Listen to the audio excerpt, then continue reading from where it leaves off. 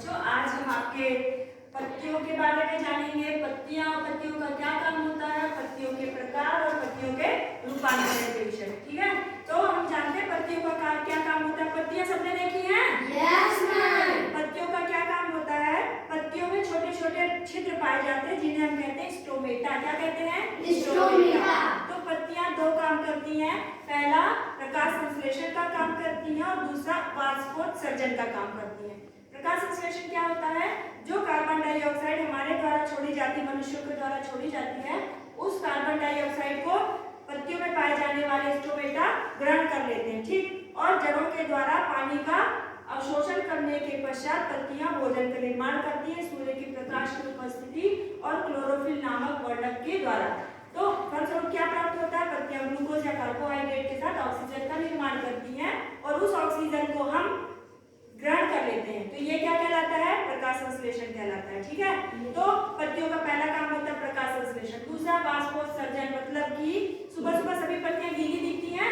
Yes ma'am. तो ये पत्तियों का जो पिछला वाला हिस्सा होता है, चिकने भाग से ये क्या करती हैं? जो भी चीज इनकी तरफ आती, जो भी गंदगी होती है, उसको वो बाहर निकाल देती है। इसमें से फिसल जाती है सारी चीजें और पानी का उत्सर्जन करती है। अब इसमें हम जानते हैं पत्तियों के प्रकार। पत्तियां दो प्रकार की होती हैं। पहला होता है आपका साधारण और संयुक्त पत्तियां। तो साधारण पत्तियां क्या होती हैं? वे पत्तियां जो एकदम सामान्य होती, ना तो कहीं उनके किनारे कटे हुए होते। कटे मतलब यदि इसको ये फाड़ दिया जाए तो ये साधारण ही रहेगी। ठीक है ना? कट गया है तो इसका मतलब इसकी परिभाषा परिवर्तित नहीं हुई है, यह भी साधारण पत्ती है। इसके किनारे प्राकृतिक रूप से एक बराबर हैं, तो ये साधारण पत्ती कहलाती है।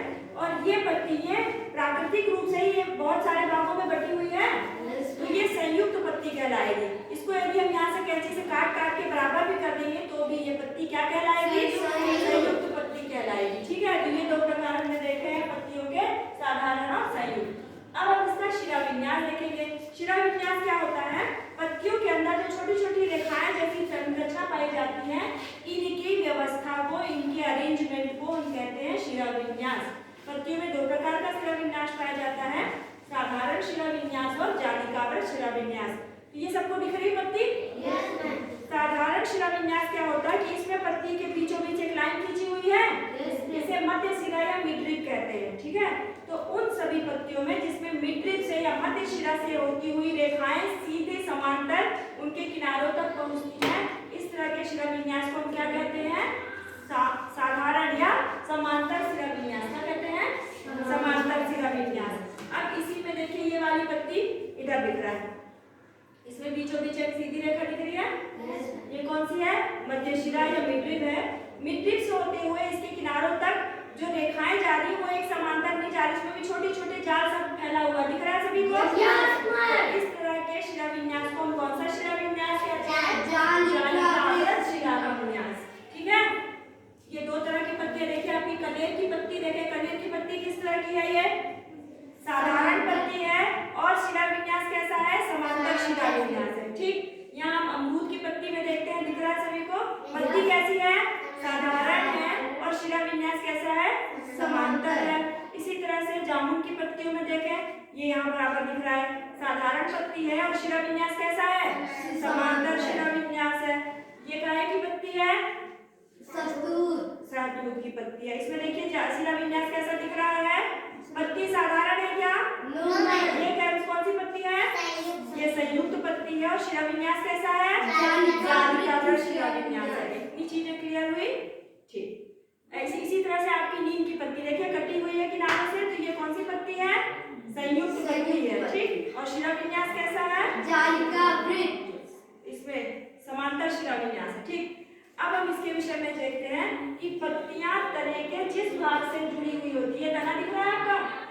पत्ती तने के जिस भाग से जुड़ी हुई होती है, ये पत्तियों को जोड़ने वाला जो भाग कहलाता है पर्णाधार कहलाता है। क्या कहलाता है? पर्णाधार। और पर्णाधार और पत्ती के बीच की जो संरचना है उसे हम कहते हैं पर्णवृंत। ठीक, पत्ती के बीच का शिरा जो हमने आपको दिखाया था उसे क्या कहते हैं? मध्य शिरा या मिडरिप कहते हैं। और पत्तियों का सबसे आगे वाले भाग को हम क्या कहते हैं? जो सबसे आगे पर्णाग्र कहलाता है, सबसे आगे इसलिए पर्णाग्र है। ठीक, अब इसके साथ हम देखेंगे पत्तियों का रूपांतरण। रूपांतरण मतलब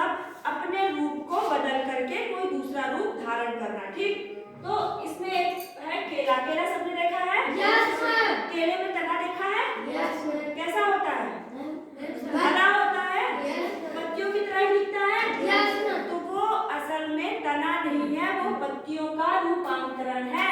Yes. ठीक, पत्तियों का उसे कहते हैं बंडल शीथ। क्या कहते हैं? पत्तियों का गुच्छा है वो।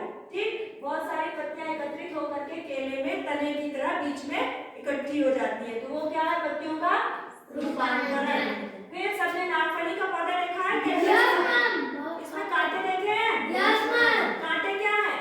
कांटे पत्तियां हैं। वहाँ पे पानी का, क्योंकि नागफनी जो है मरुस्थली पौधा है। कौन सा पौधा है? मरुस्थली। मरुस्थली पौधा है, तो वहाँ पानी की कमी होती है और वाष्पोत्सर्जन की क्रिया सभी पौधों में होती है।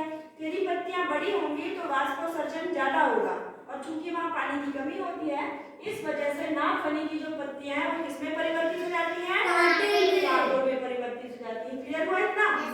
चलिए अगली कक्षा में हम तने के रूपांतरण और तने के कार्य, तने के बारे में समझेंगे। ठीक है? Yes. Thank you.